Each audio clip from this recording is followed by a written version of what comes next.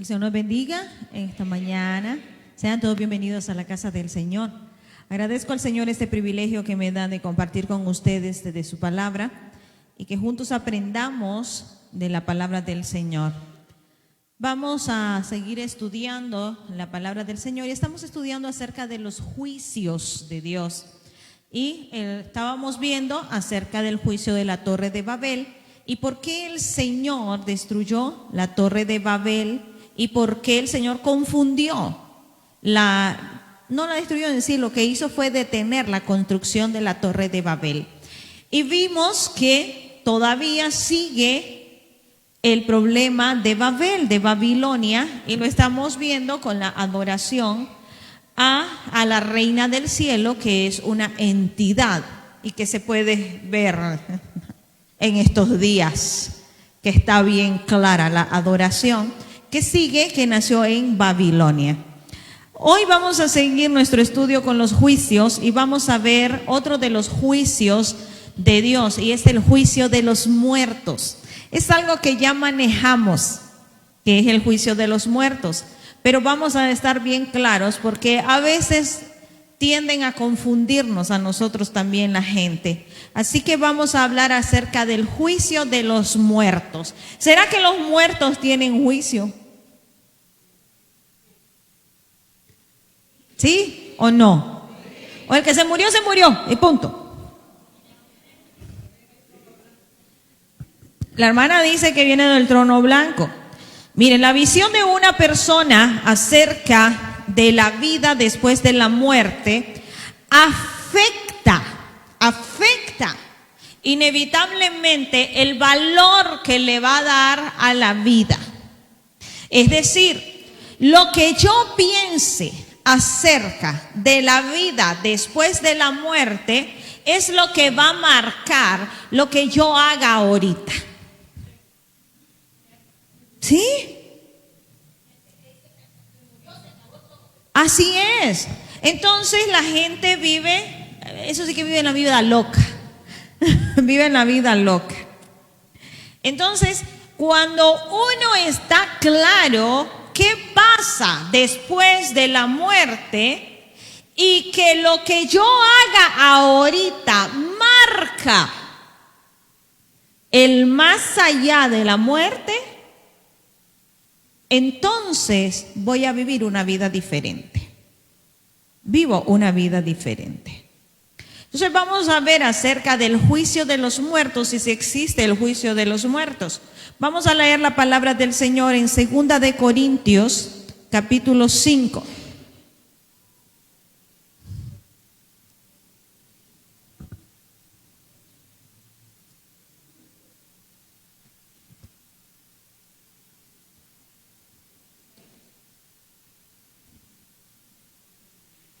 Segunda de Corintios, capítulo 5.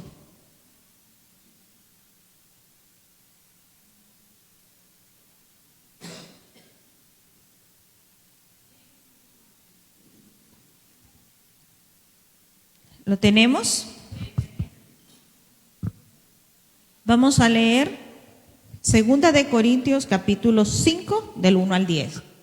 Y leemos la palabra del Señor, honrando al Padre, al Hijo y al Espíritu Santo. La iglesia dice: amén. Porque sabemos que si nuestra morada terrestre, este tabernáculo, se deshiciere, tenemos de Dios un edificio, una casa no hecha de manos, eterna en los cielos. Y por esto también gemimos, deseando ser revestidos de aquella nuestra habitación celestial, pues así seremos hallados vestidos y no desnudos.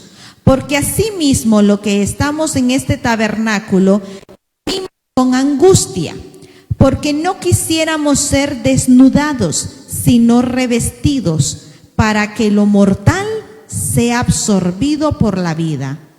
Mas el que nos hizo para esto mismo es Dios, quien nos ha dado las arras del Espíritu.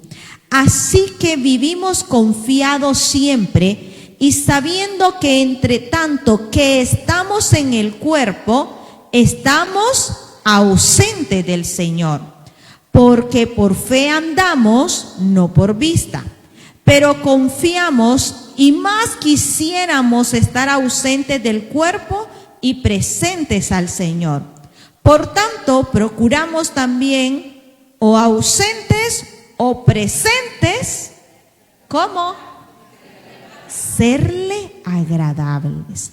Porque es necesario que todos nosotros comparezcamos ante el tribunal de Cristo, para que cada uno reciba según lo que haya hecho mientras estaba en el cuerpo, sea bueno o sea malo. Amén. ¿Hemos orado? Amén, hemos orado.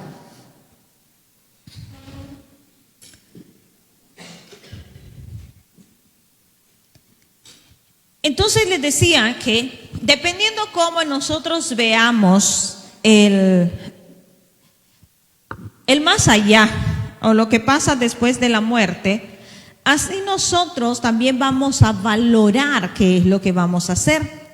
El apóstol Pablo aquí está diciendo de que cuando nosotros estamos vivos, ¿estamos presentes con Cristo o ausentes con Cristo? Ausente, aunque dice que por fe andamos, es decir, por fe nosotros andamos con Cristo, aunque no le vemos, pero sabemos que andamos con Él. Pero cuando uno muere, ya está presente con Cristo. Entonces, vamos en este estudio del juicio de los muertos, vamos a ver que existen varias etapas. Existen varias etapas del juicio de los muertos. El otro día estábamos iniciando escatología con los hermanos del Instituto Bíblico y mirábamos que existe un término que se llama escatología intermedia. Vamos a ver si alguien de los del Instituto Bíblico que estaba ese día se acuerda. ¿Qué es escatología intermedia?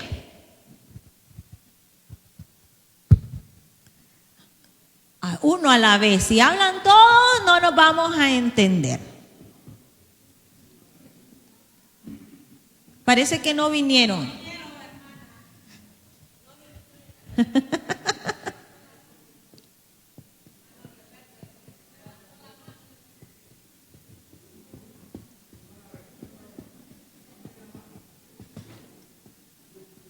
Entonces los que ya salieron, tampoco.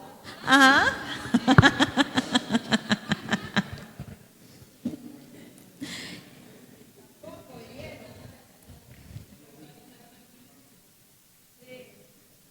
La escatología intermedia es aquella que estudia lo que pasa con el hombre inmediatamente que muere. Entonces es el estado del hombre en cuanto muere ¿hasta cuándo? A ver. Hasta que se dé las cosas finales o hasta el fin del mundo. Vamos a ponerle el fin del mundo, el fin de todo, hasta el fin del mundo. ¿Qué pasa con una persona que muere? Con una persona que muere, ¿qué pasa? ¿Qué hace allí? La hermana dice que está en espera. El alma dice que vuelve a Cristo, dice la hermana. ¿Alguien más? ¿Qué pasa con los que murieron en el Antiguo Testamento? ¿Qué pasa con los que mueren con el Nuevo Testamento? Ajá. ¿Pero quiénes son esos? ¿Los del Antiguo o los del Nuevo? Me dice que los del Antiguo. Tenemos aquí entonces un problema. Entonces, eso es lo que vamos a ver, el juicio de los muertos. Hermano, ¿quién es el que iba a decir? Hermano Ignacio. En el Antiguo Testamento había algo que se llamaba el seno de Abraham. Cuando la Biblia habla del rico y Lázaro, dice que estaba el rico en un lugar de tormento donde él no aguantaba las llamas y le dio sed. Fue cuando él le pide agua a Abraham, que mande a Lázaro. Pero Abraham le dice, hay una cima que nos separa. Y la palabra cima, si mal no recuerdo, creo que está con la letra, no sé si es con C o con S, pero no es cima de altura, sino que es un hoyo profundo que está. Así es. Y que lo separa. Una S. Está con S, entonces es de un hoyo profundo, porque uno es de altura, el otro es de Así una es, cavidad. de abismo. Entonces hay un abismo, había una cavidad que los separaba y no podía pasar, ni el rico del lugar de tormento no podía entrar al seno de Abraham, que era un lugar de descanso. Pero cuando Cristo viene, dice que él llevó cautivo toda la cautividad. Él descendió y tomó a todas esas personas. Muy bien. Entonces, en el Antiguo Testamento existe una idea de lo que pasaba con los muertos. En el Nuevo Testamento hay otra.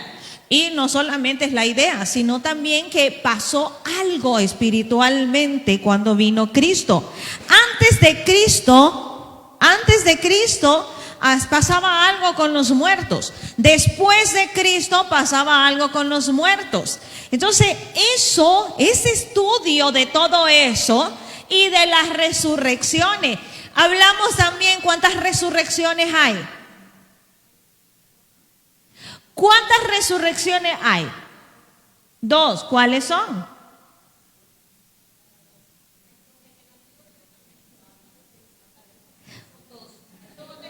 A ver, ¿de cuál queremos ser nosotros?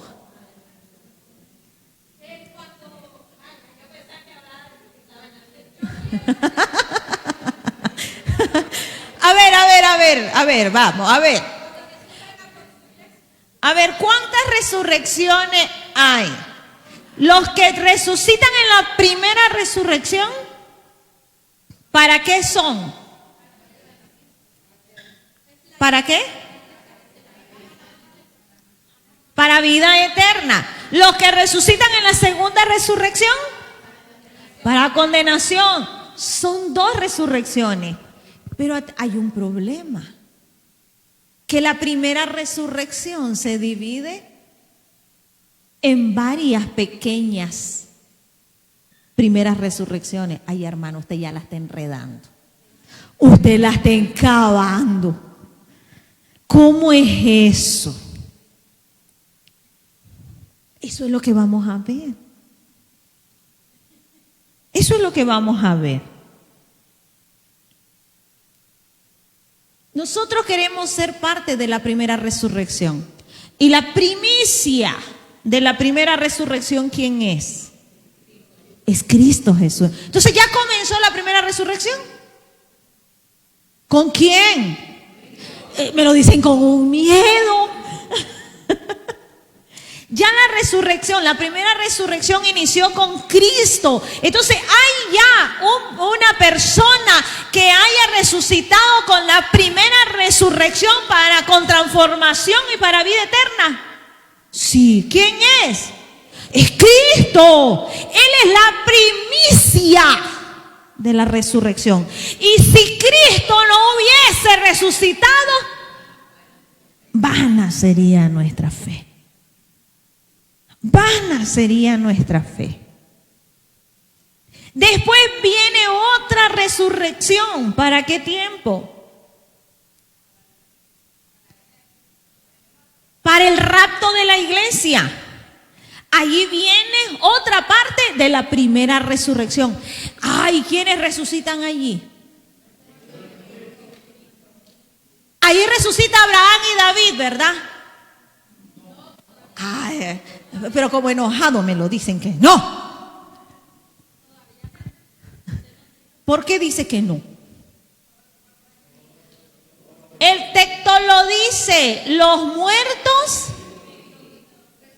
y Abraham y David murieron en Cristo. No, creyeron que iba a venir el Mesías. Allí es parte de la resurrección, pero los del Antiguo Testamento todavía están esperando resucitar. ¿Cuándo resucitan entonces los del Antiguo Testamento?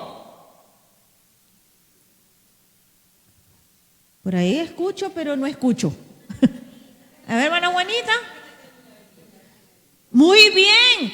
Cuando es la segunda venida, resucitan todos los que están esperando, que murieron con fe del Antiguo Testamento. ¿Cuántas primeras resurrecciones llevamos allí? Ya llevamos 3. Esos fueron trasladados, los que estaban en el seno de Abraham fueron trasladados al paraíso. Pero solamente, ¿sí? Pero solamente van a resucitar los que murieron en Cristo, los que a partir de Pentecostés murieron. ¿En cuándo? En el rapto de la iglesia. Después el resto va a resucitar hasta la segunda venida de Cristo. Hermana Juanita.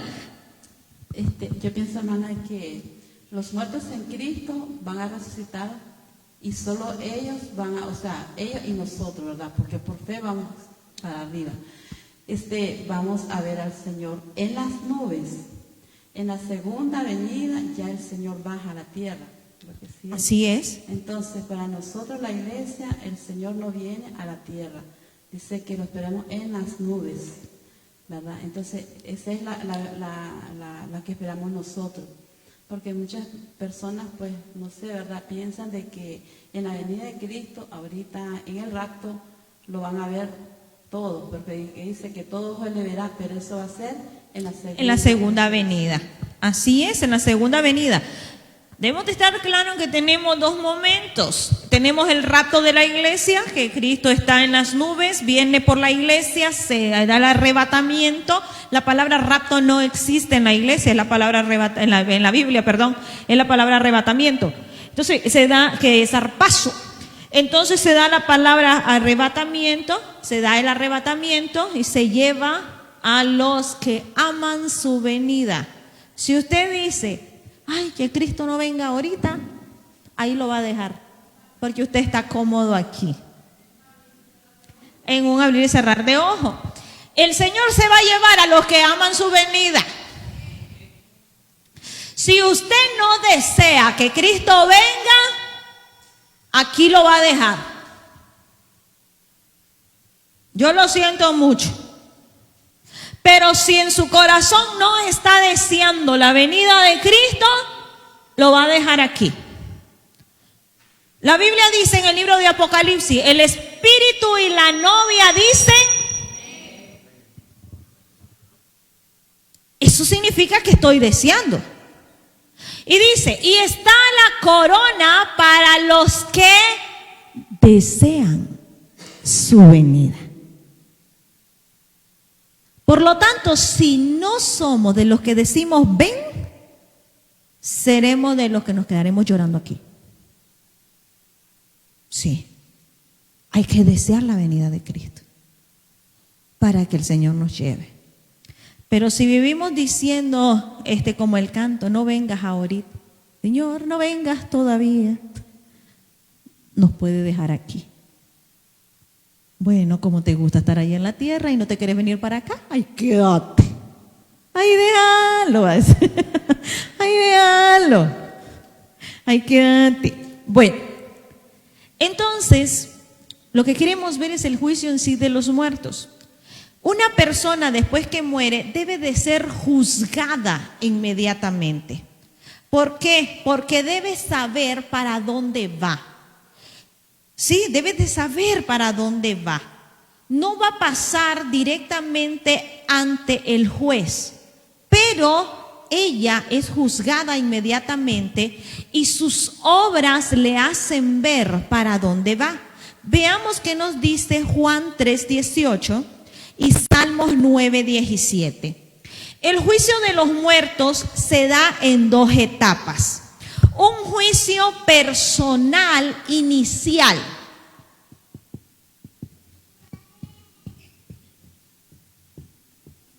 Personal inicial.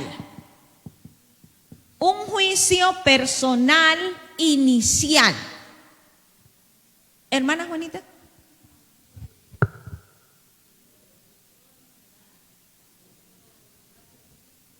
aquí en general, cuando alguien se muere, ¿qué pasa con él? El muerto en Cristo, lógicamente, él muere, es juzgado inmediatamente, pero ya se sabe para dónde va, porque llegan los ángeles y se lo llevan. Y el que muere sin Cristo también debe de saber por qué llegaron los demonios a traerlo. ¿Por qué llegaron los demonios? Entonces, existe entonces en el juicio de los muertos, el primero es el juicio personal inicial, que es en cuanto muere la persona. Esa persona debe de saber para dónde va. Es personal, porque no hay mucha gente de testigo. Y por eso es que muchos testimonios de gente que el Señor le ha dado una segunda oportunidad de vida, dicen que cuando ellos están muriendo, ¿qué es lo que ellos ven? No sigan la luz, no sigan el túnel. Otra cosa que tiene que ver ya con juzgarlo. ¿Qué es lo que ven?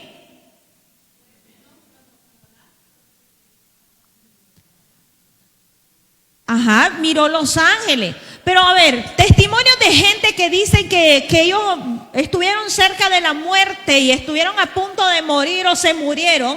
Ellos cuentan que ven algo, no solo el túnel, ahí que ve un túnel y una luz, no solo eso. A ver, hermano David Ulises, mire que estamos hablando de juicio. A ver, analicemos. Vamos bien, a ver, ahora sí. Hermano David Ulises. Bueno, lo que acabo de tomar nota es que cuando una persona muere, debe ser juzgada inmediatamente. Entonces, lo que debe haber ahí es un trono para juzgarlo, ¿no? Algo que lo esté esperando para juzgarlo. No sé si físicamente sea un trono, pues, pero debe ser algo parecido, no sé exactamente. Ajá, como un trono dice, pero las personas que han estado cerca de la muerte o que han tenido esa experiencia, pues no dicen del trono, porque el trono es ya en la segunda parte del juicio, que es el juicio final. Que este juicio final ese ya es público. Ese ya es público, ya es definitivo. Es final, es definitivo, es definitivo. Ahí hay más gente. Pero en el juicio personal e inicial, cuando una persona muere, decía la hermana, lo primero que dice la gente, muy bien, es que comienza a ver su vida en un segundito, toda la vida. ¿Y qué es lo que ellos ven allí? ¿Ustedes creen que se quedan viendo? Qué bonito como era yo cuando era chiquito. No. O que se quedaron viendo, qué bonito que me miraba borracho. Sí, correcto. ¿Qué es lo que pasa? Su vida, por eso que se llama un juicio inicial personal. Su vida es pasada en un momentito y ellos saben inmediatamente si hicieron bien o hicieron mal. Inmediatamente, porque le es pasada la vida por el frente. Y por un momentito también el Señor les muestra cuando se les dio la oportunidad de aceptar a Cristo. Hermana Juanita,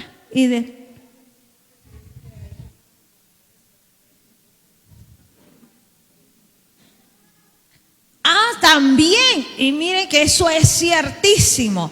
Hay gente, hermana Juanita, hay gente que en el rostro se les refleja, y yo lo he visto bastante, el dolor si murieron sin Cristo o murieron con Cristo. En la cara se les ve, hermanos. Se les mira, sí, se refleja en el rostro. ¿Por qué? Porque en el momento que están en la angustia y en el momento que están muriendo y ya van pasando ese umbral de la muerte, ellos miran qué es lo que ellos hicieron de su vida, y hay un juicio personal inicial, personal. Ellos están siendo juzgados en su mente y se les recuerda todo lo que hicieron, sea bueno, sea malo.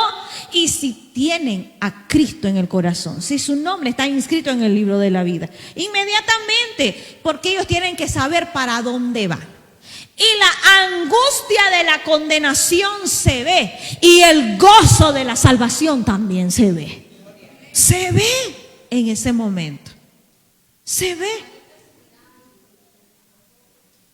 Un testimonio de la hermana Juanita de Palacio. Ella se miraba, tenía, ¿cuántos? 70 años. 70. Y ella quedó jovencita. Se rejuveneció. Y cada una de las hermanas que yo he visto, hermana Nila, se miraba jovencita. La cara no era ella, era jovencita. Sí, así dice la gente. ¿Por qué? Porque es el gozo de la salvación. Hermana Juanita, iba a decir. Sí, hermana, hay una gran diferencia entre el cristiano, ¿verdad? Cuando ya va a partir de esta tierra y el que no es cristiano. El cristiano, hermana, yo pues, experiencia, ¿verdad? Con mi mamá y con mi papá, fue una muerte tranquila. Ellos no sufrieron una muerte, no fue una muerte lenta. Las personas que no conocen a Cristo tienen eso, que en el momento de morir, y no mueren ahí nomás, sino que pasan 8, 10, hasta un mes en una angustia, y llaman a gente que a lo mejor tuvieron que ver con alguno, o sea, pedirse perdón.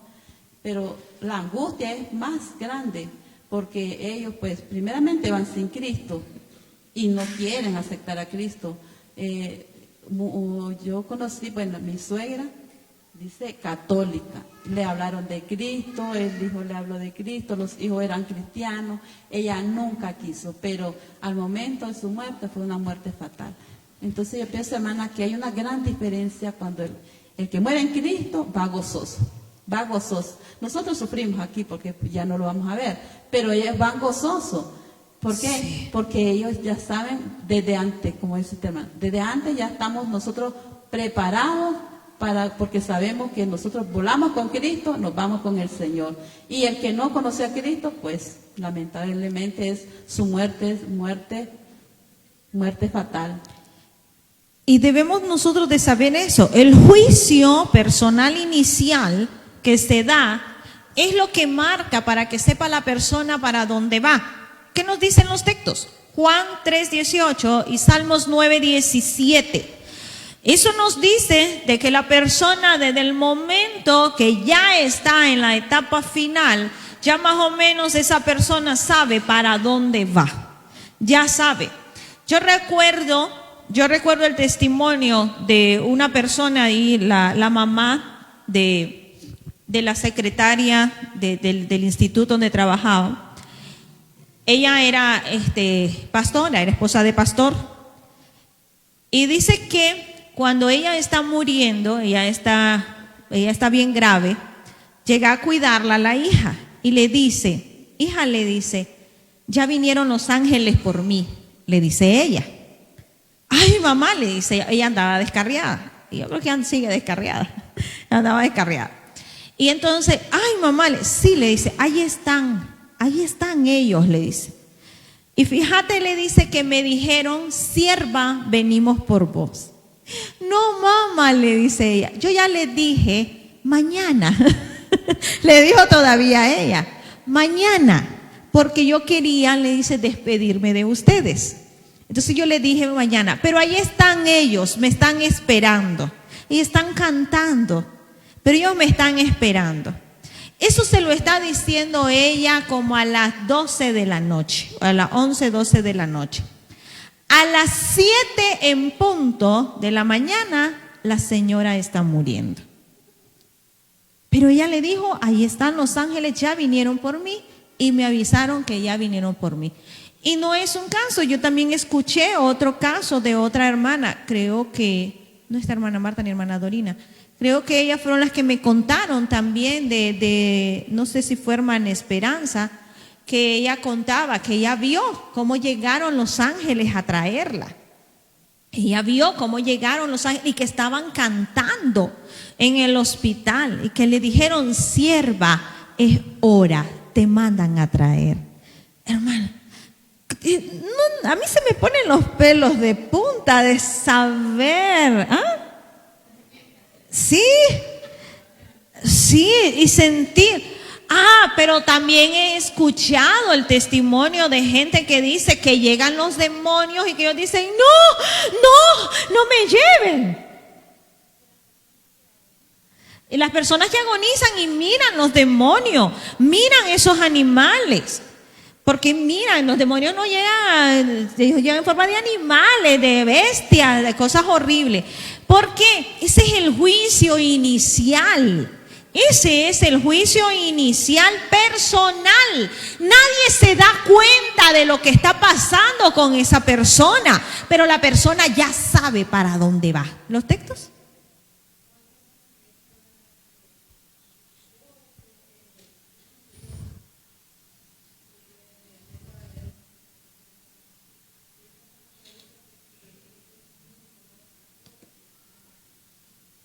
Sienten olores a flores. Sí, hay muchas cosas que pasan y es del juicio inicial. Juan capítulo 3, versículo 18. El que en él cree no es condenado, pero el que no cree ya ha sido condenado, porque no ha creído en el nombre del unigénito Hijo de Dios. El texto está claro. El que cree, ¿qué dice? No es condenado. Y el que no cree ya ha sido condenado. Entonces la persona cuando se está muriendo ya está clara para dónde va. Ese es el juicio personal inicial. Todavía no es el definitivo, que es el juicio del trono blanco, pero cuando está condenado, ¿verdad? Porque los que creemos en Cristo y morimos en Cristo, sigamos a morir en Cristo, no vamos a pasar por el juicio del trono blanco. ¿Por qué? Porque nosotros vamos a resucitar en el rapto de la iglesia con cuerpos transformados. Si el Señor ya nos salvó, ¿para qué pasarnos por el juicio del trono blanco?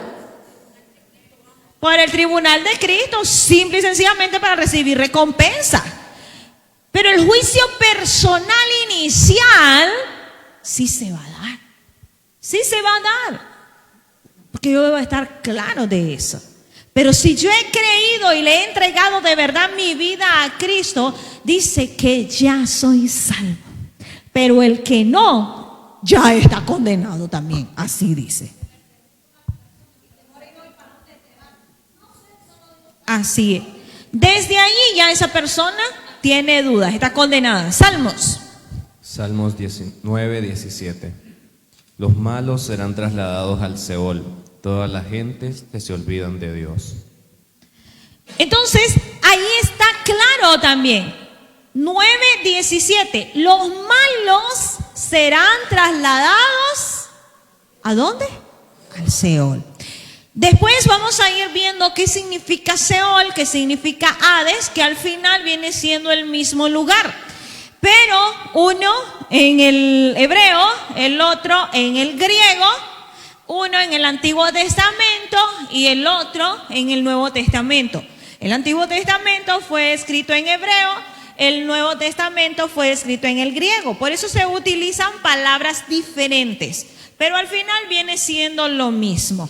Viene siendo lo mismo. El problema actual es que Satanás ha metido ideas erróneas acerca de lo que pasa después de la muerte, dándole esperanza a la gente de que después de la muerte todavía hay oportunidades. Existen varias teorías en el mundo acerca de lo que pasa después de la muerte, las cuales no están en la Biblia. Y son varias, son ideas erróneas de lo que pasa después de la muerte. Una de ellas Algunas de ellas, por ejemplo, es la reencarnación, el purgatorio. Esas son algunas de esas ideas. La otra es de que la persona que se muere, hasta ahí llegó, se murió, se durmió, hasta aquí, ahí quedó, ya no hay nada.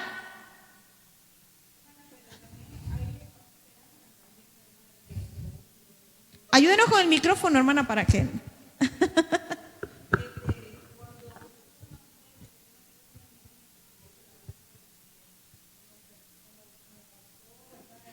Pues va a tener que hablar más fuerte porque si no, no sale entonces queda el vacío.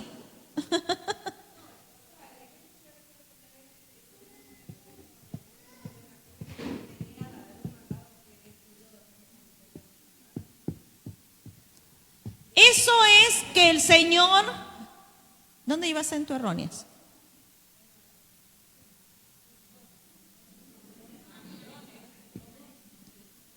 A ver, en la O, en la E, ¿verdad? En la E.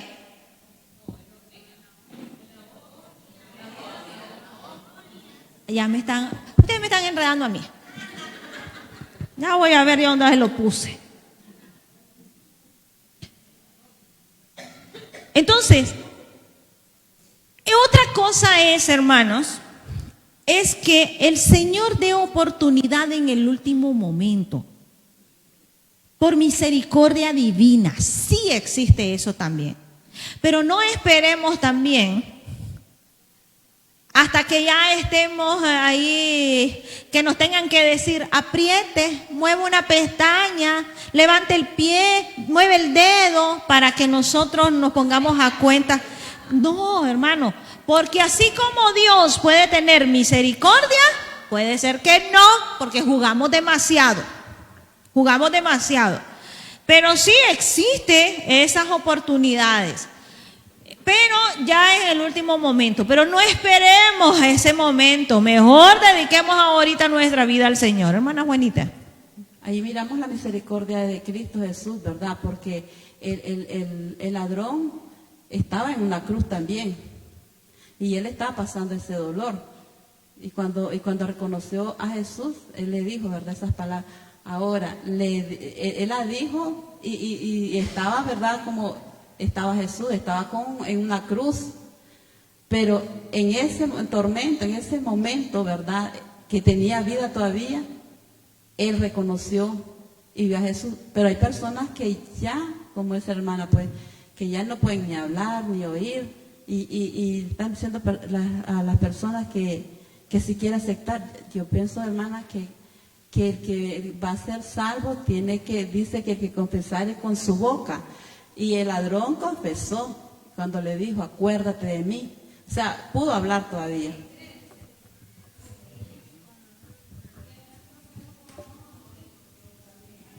Sí. ¿Ustedes se imaginan que sea un infarto?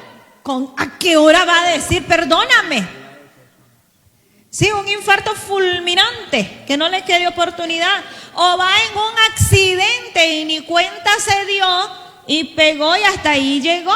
Entonces es un problema serio. Hermana, ¿quién va a hablar? Hermana Digna. Sí, entonces o está inconsciente, ya ni mueve el dedo, ya ni mueve la pestañita, ya ni puede hacer ninguna seña, no puede ni sacar la lengua. Entonces, ¿qué? Mejor es ahorita que podemos hablar. Que la Biblia dice que el que confesare con su boca. No esperemos ese último momento, hermano, que hay gente que yo creo que hasta le mueven el dedito para que diga, pues sí está aceptando. Diga. Dios te bendiga. Amén. Siempre me quedé con esa duda. Tuve la experiencia de estar con pacientes en cuidados intensivos y como usted decía, a veces ellos aprietan la mano o mueven una pestaña. Pero estos pacientes no siempre están conscientes, muchas veces son estímulos que ellos tienen en ese momento. Entonces, obviamente, usted mismo lo acaba de decir, el que confesare con su boca será salvo. Pero, ¿qué pasa con esa persona? Realmente ellos, por la falta de inconsciencia que tiene ese primer juicio personal. Todo mundo tiene el juicio personal. Porque aunque él esté inconsciente físicamente, su cerebro esté desconectado, su alma y su espíritu están bien conscientes. Siempre tiene su juicio personal. Ahora yo quiero aclarar algo. El hecho que yo esté diciendo eso no quiere decir que si una persona tal vez hizo la oración de fe en su último momento y estaba consciente, estuvo consciente y logró apretar aunque sea la mano en su conciencia, no va a ser salva. No. Sí, no, tiene que hacer algo, porque tiene que haber algo que Satanás vea que lo está haciendo, porque tiene que haber algo visible, porque hay un problema. Si hay un mudo y el mudo no puede confesar con su boca, entonces tiene que hacerlo con señas. Entonces hay casos también, hay cosas y hay casos.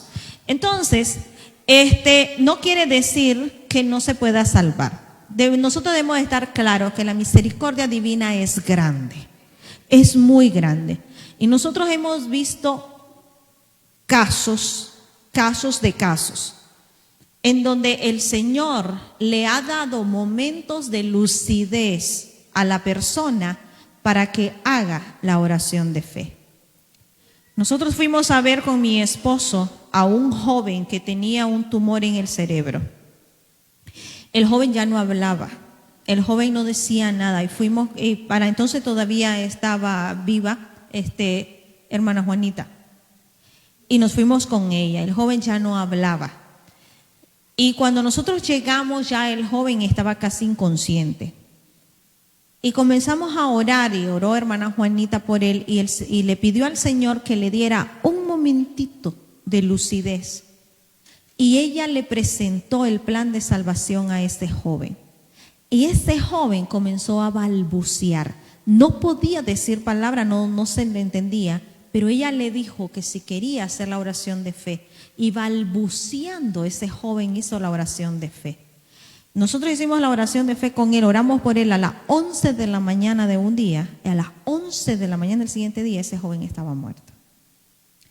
Y la cara de ese muchacho cambió tanto. Era hijo único, era el hijo de una amiga.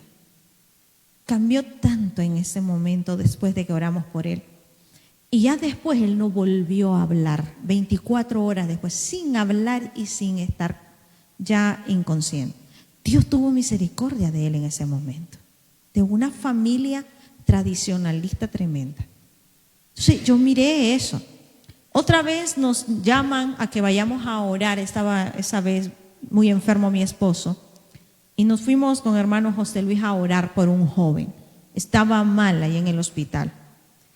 Y oramos con hermano José Luis y él estaba inconsciente y estaba con ojos cerrados. Y comenzamos a orar y le pedimos al Señor que le diera, ¿verdad, hermano José Luis? Un momentito de lucidez. Y en ese momento lo que le pedimos al Señor es que él hiciera alguna seña de que estaba escuchando. Y fíjense que ese joven se le hizo la oración de fe allí se le hizo. Y cuando nosotros fuimos, después murió, como a los 2 días o a las 24 horas murió. Miren, ese muchacho, el muchacho que estaba en ese ataúd, no era el mismo que nosotros habíamos conocido toda la vida. Era un muchacho que era elegante, guapísimo. Es decir, la expresión que él tenía cambió totalmente. Entonces, la misericordia divina se puede ver en esos momentos. Entonces, a veces no debemos de dudar también de la misericordia divina. Ya si la persona no hizo nada, ya que Dios tenga pues misericordia de ella es lo que debemos de hacer. Tampoco voy a mandar a todo el mundo al cielo. No, ya está para el cielo, tampoco, ¿verdad? Pero sí, no debo de dudar de la misericordia divina en esos momentos. Hermano José Luis. Sí, Dios les bendiga a todo el mundo. Según va a Eclesiastés 9:4, dice que mientras hay vida hay esperanza, igual. Así es. Asimila la palabra ahí. Entonces, mientras el espíritu no salga del cuerpo de la persona, hay vida y hay esperanza. No podemos descartar esa situación ahí, ¿verdad? Porque ya no habla, está en las últimas, pero mientras palpita el corazón, Dios puede tener misericordia de esa persona. Entonces oramos con hermana Juanita, una señora ya unos 90 años, y así la hermana llegó a orar por ahí, y de repente se quedó quieta la señora, y hermana Juanita estaba escuchando a ella, ¿qué podía decir? Y la señora le dijo, ya todo está arreglado, le dice. Como a los 2 minutos, 3 minutos murió ella. Sí, entonces la misericordia divina es grande y solamente el Señor requiere de un corazón que esté dispuesto y que la persona haga una señal, porque Satanás tiene que darse cuenta, porque Satanás no lee la mente. Yo quiero que de eso estemos claros. Satanás no lee su mente. Satanás no lee sus pensamientos. El único que mira, lo que escudriña los pensamientos del hombre es Dios. Entonces por eso tiene que haber una señal, una muestra, algo para saber que esa persona hizo la oración de fe o que lo está pensando. Tiene que haber una señal, tiene que haber una muestra externa, porque lo tienen que ver los demonios, lo tienen que saber, una reacción, cualquier cosa, porque ellos lo tienen que ver, porque después ellos van a pelear, pero tiene que haber esa reacción. No, es que tú esa reacción la viste, ¿sí? Tiene que haber algo físico para que ellos lo puedan ver.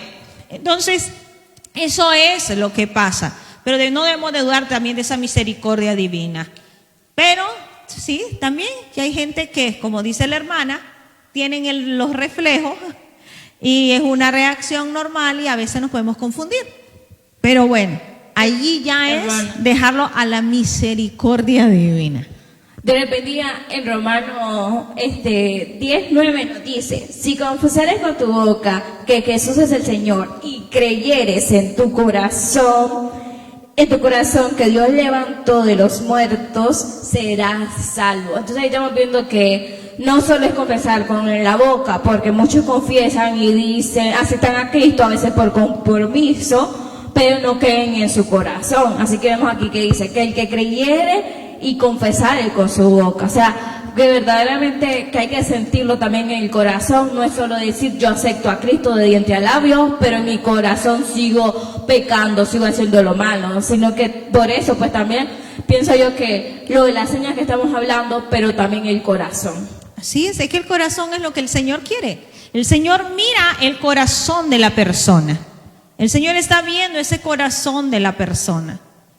Hermano, el llorar tampoco es una muestra de arrepentimiento. El llorar también puede ser una muestra de dolor nada más y no de arrepentimiento.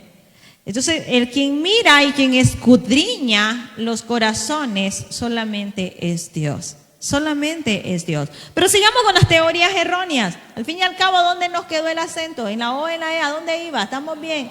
Vamos bien, perfecto. Ok. Tenemos entonces varias teorías erróneas, que eso es lo que provoca confusión en la gente. Provoca mucha confusión en la gente y hace que la gente se confíe. Sí, que vivan como tranquilos, esperando, de todos modos tengo otra oportunidad cuando me muera. Voy a reencarnar y que, no, ya te escogen. Yo voy a reencarnar en algún perro. Voy a reencarnar en mariposa porque yo tengo un espíritu libre. Y comienzan a decir cosas. O comienzan a decir, no, bueno, ni modo, pues al purgatorio. Hay que mi familia comience a hacer oraciones y comiencen a hacer misas. Entonces tenemos varias teorías erróneas. O hay otros que dicen, pero si aquí es el infierno, aquí ya se acabó todo, ya la gente se murió, hasta ahí llegó y en el Seol se acabó todo. También está esa teoría errónea, que ya no hay nada después de la muerte, no hay nada. Entonces vamos a ver eso, así es como la falsa doctrina de los testigos de Jehová. Entonces tenemos aquí algunas teorías erróneas que las vamos a estudiar. Hermano David Ulises. Bueno, es que hablando de teorías, esta semana estuve viendo un video acerca de la muerte y la vida, ¿no? Entonces lo que decía ese video es que es un ciclo, esa teoría, es un ciclo que cuando una persona muere, nace siempre en el ciclo del ser humano, pero en el vientre En otro cuerpo. en otro cuerpo, digamos, es concebido en otro vientre. Pues en cuanto muere hay una concepción. Y cuando él va creciendo, dice ahí que muchas veces nosotros decimos, yo estuve en este lugar hace algún tiempo. El déjà vu. Al final, esa es otra teoría que le he leído. Está dentro de las reencarnaciones. Sí, está dentro de las reencarnaciones y también vamos a revisar qué es eso. Y que nosotros como cristianos no podemos andar diciendo eso, porque al final son espíritus y la Biblia me habla de eso. Pero vamos a ver, vamos a iniciar con lo que más conocemos. Y conocemos 3 lugares que nos han enseñado en donde puede ir el alma de una persona para purificarse. Y una de las teorías erróneas más pegadas a nivel mundial es la teoría del purgatorio, del limbus infantus,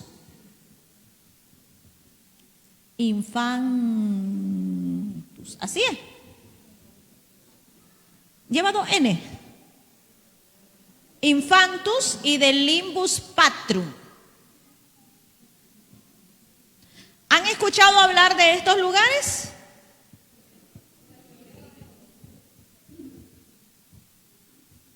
Una teoría de lo desconocido.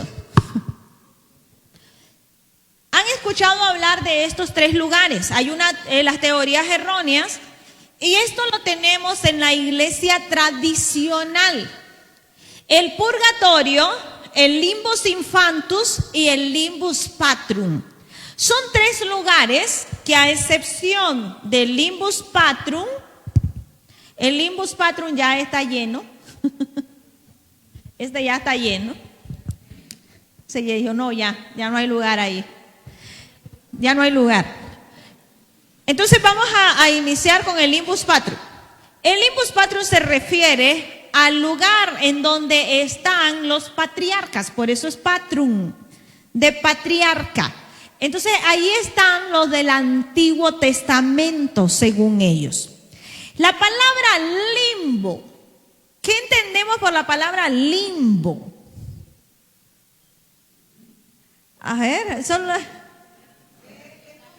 A ver, hermana Itzmara, ¿nos va a explicar la palabra limbo? El limbo es quedar en un espacio que no estás ni fuera ni dentro. Queda como en el aire, todavía no se sabe para dónde se va a ir. Por eso hay mucha gente cuando le dicen, andas en el limbo, porque no sabes ni qué están pensando. Entonces, un espacio fuera. Muy bien. Entonces, el asunto con el limbo es que es un espacio que no tienen acceso ni a ver a Dios, ni a ver a Cristo, ni a ver al Padre. Están como en un lugar de reposo, de descanso, pero tampoco es que pueden gozar de algo en sí. Sí, sino que están ahí como simple y sencillamente como en el aire, como en el aire. Así está en el limbus. Entonces dice la iglesia tradicional, que en el limbus patrum están todos aquellos que murieron del Antiguo Testamento. Todos los que murieron en el Antiguo Testamento. ¿Será verdad? ¿Qué decimos nosotros? No salen de ese estado hasta que sea el juicio del trono blanco. Entonces ellos están en un estado como que los pongan en congelación, así. ¿Sí? ¿Ah? si solo están ahí existiendo sin sufrir castigo, sin sufrir dolor, simple y sencillamente están allí como en una paz, pero no sienten nada, según lo que dicen ellos. Sí, según lo que dicen ellos. Entonces ellos enseñan que todos los que murieron antes de Cristo están en este limbus patrum, en ese limbus patrum. Pero ¿qué me dice la Biblia? No, esas son aparte. Las almas en pena ni siquiera tienen un lugar. Esas andan en pena en la tierra. Sí, ellas no alcanzaron. Las almas en pena no alcanzan ni aquí, ni en el cielo. Pobrecitas. Ni lugar le dieron. Según la tradición. Estamos hablando de teorías erróneas. De eso estamos hablando. Teorías erróneas. ¿Qué me dice Lucas 16, 22? Lucas 16, 22.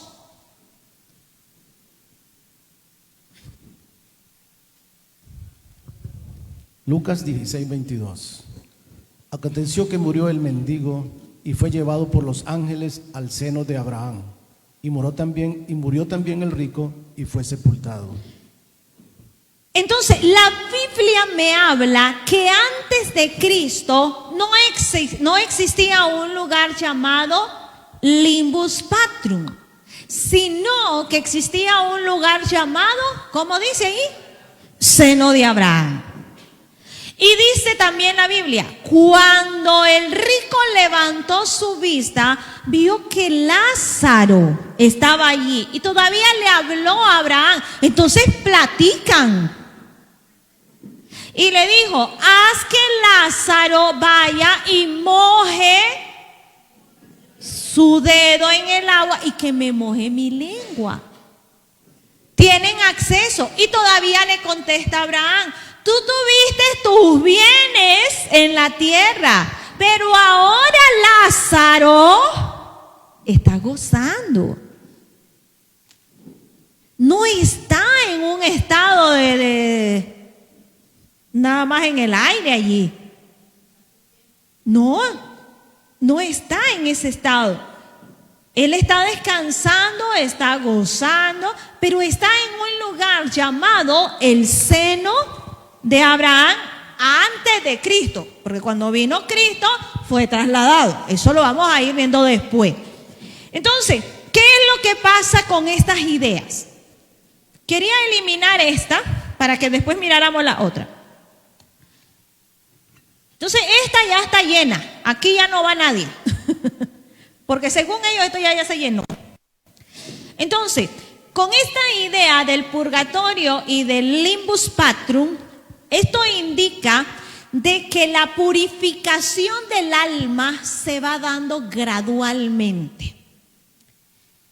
Según la tradición o la religión tradicional, la purificación y la santificación del alma inicia desde el día del bautismo del niño hasta, no es hasta que se muere, hasta después que se muere, porque todavía tiene oportunidad después de muerto, porque si se murió niño puede ir al limbo infantus.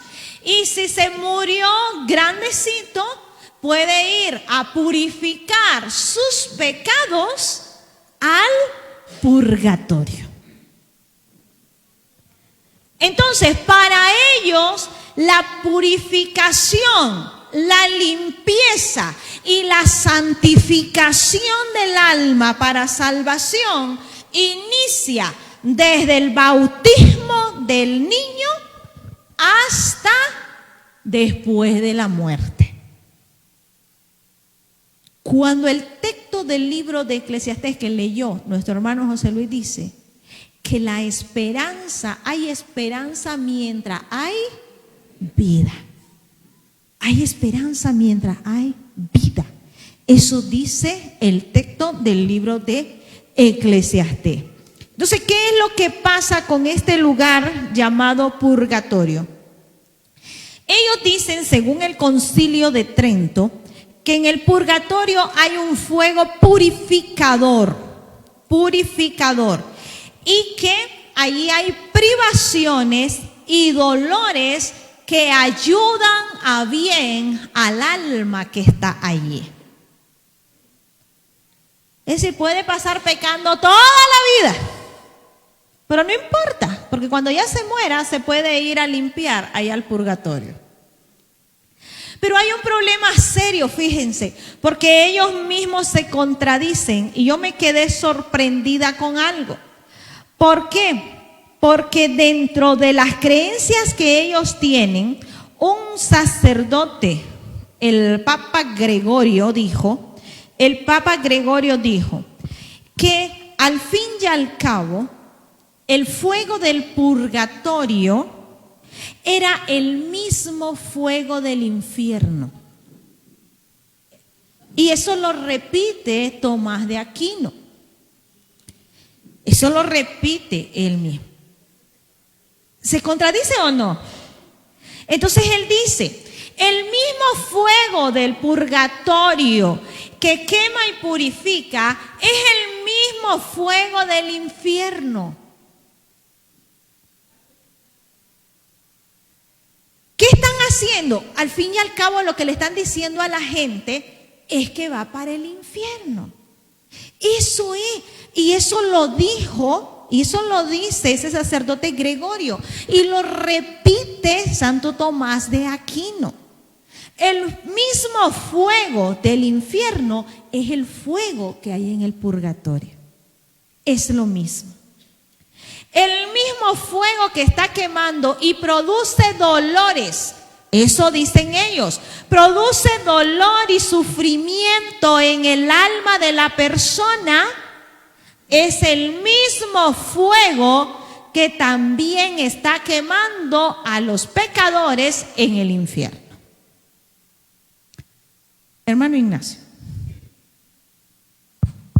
Yo hace unos días atrás hablaba con un familiar, ¿verdad?, que sigue en la iglesia tradicional, y me decía, llegó y me preguntó y me dice, pero yo sí creo en el purgatorio, me dice. Le digo, pero es que eso no es bíblico, le digo yo.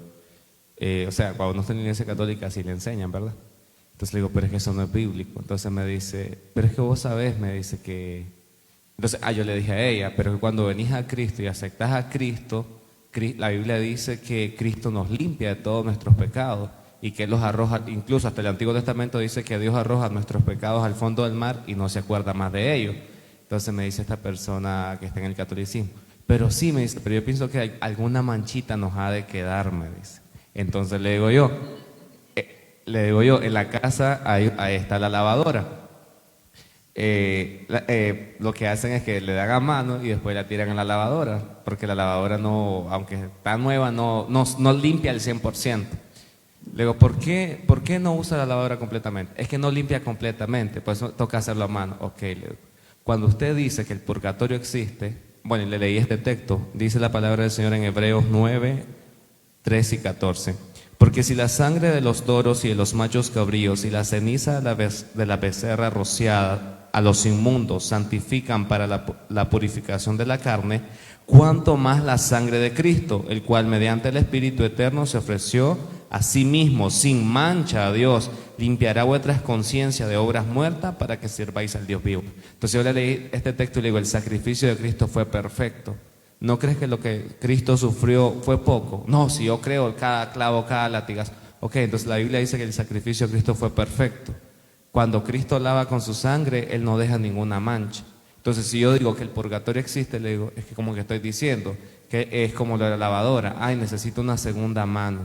O sea, la lavadora no es perfecta, obviamente, por eso hay que hacerle a mano una segunda pasada. Pero Cristo no necesita de lavadora, Cristo no necesita de purgatorio, una segunda mano. Cuando Cristo limpia, quita toda mancha, quita toda contaminación, quita toda inmundicia, porque su sacrificio fue perfecto. Y si yo digo que el purgatorio existe, yo estoy diciendo que el sacrificio de Cristo fue imperfecto. ¿Estás claro lo que estás diciendo? Luego, si afirmás que existe el purgatorio, diciendo que el sacrificio de Cristo hizo no fue perfecto. Entonces le dio miedo. No, me dice, es que no sé, ¿ves? Cristo hizo el sacrificio perfecto, le digo. Así es. Es que al decirle a la gente eso, lo que se está haciendo es tomando por inmunda la sangre de Cristo. Se toma por inmunda. Miren lo que también dicen acerca del purgatorio. El tiempo que se permanece en el purgatorio y la intensidad del sufrimiento depende o va de acuerdo a los pecados de cada quien. Las oraciones, las buenas obras y especialmente las misas acortan el tiempo en el purgatorio. Ustedes sabían, yo sé que ustedes sabían, la gran mayoría han sido de la iglesia tradicional. Ustedes sabían de que el tiempo en el purgatorio también supuestamente se acorta dependiendo de cuántos peregrinajes haga. ¿Sí? Y letanías. Existe un lugar en Roma que cada escalón cuesta 9 años menos en el purgatorio. Cada escalón cuesta 9 años menos en el purgatorio. Eso, hermano, eso es pecado definitivamente. Están tomando por inmunda la sangre de Cristo. Es decir, para ellos es inválido el sacrificio que hizo Cristo en la cruz del Calvario. Entonces, para ellos, en el transcurso de la vida, nunca la persona termina de purificarse. De hecho, que las obras del hombre no nos purifican. Quien nos purifica y nos santifica y nos limpia es la obra redentora que hizo Cristo en la cruz del Calvario. Entonces estas personas nunca terminan de limpiarse y hacen obras, hacen peregrinaje, hacen oraciones, letanía, hacen tantas cosas, misas, y nunca terminan de sacar a sus familiares del purgatorio, hermano, porque simple y sencillamente el purgatorio es el mismo infierno y de ellos mismos sale. De ellos mismos lo aceptan. Por eso hacen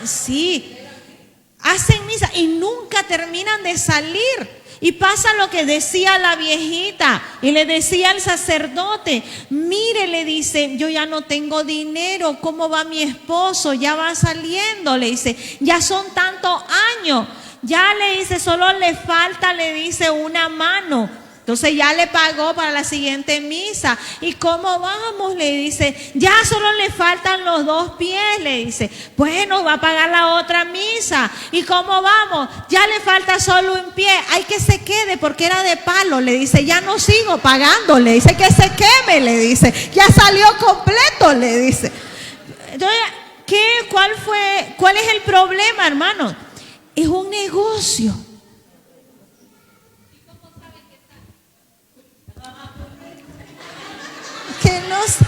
Porque supuestamente lo que diga el sacerdote es, y si el sacerdote le dice ya salió, aunque nadie lo vio.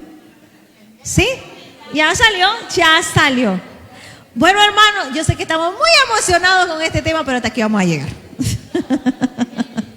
Yo sé que estamos muy emocionados. Hermana Abigail, con ella cerramos y vamos a continuar, si Dios permite, el próximo domingo. Dios le bendiga, hermana. He escuchado, hermana Urania, de que muchas veces, ¿verdad? Hay personas que mueren y mueren pues sin Cristo. Y a veces hay pastores que se prestan, o pues no sé, digo yo, que se prestan pues a irles a hacer un culto al año que se murió la persona, que eso prácticamente cae en lo que hace la iglesia tradicional, un cabo de año. Pero como es culto, pues entonces, ¿verdad? Ellos van y hacen el culto, creyendo después de que no es algo que va en contra, ¿verdad? De nuestras creencias, de nuestra fe en Cristo, porque sabemos, ¿verdad?, de que es por fe que somos salvos, ¿verdad? Por la fe en Cristo Jesús. Entonces yo digo pues de que ahí caemos en un error como cristianos. Así es. Nosotros no tenemos por qué andar celebrando eso, porque nuestros seres queridos que ya se fueron con Cristo, ya se fueron. Ya están allá, no hay que andarle sacando el dedo, ni el pie, ni la cabeza, ni el pelo de ningún lado. Se fueron completitos con Cristo. Están completitos con Cristo, hermano. Y si se lo va a dar, déselo fuerte al Señor. Porque Él nos santifica, nos purifica y nos limpia. Él nos salva. Él nos salva. Y no es necesario tantas cosas. Entonces, esas ideas erróneas tienen a mucha gente confundida. Y eso es lo que hace que la gente viva una vida loca. Viva la vida a como mejor le parece.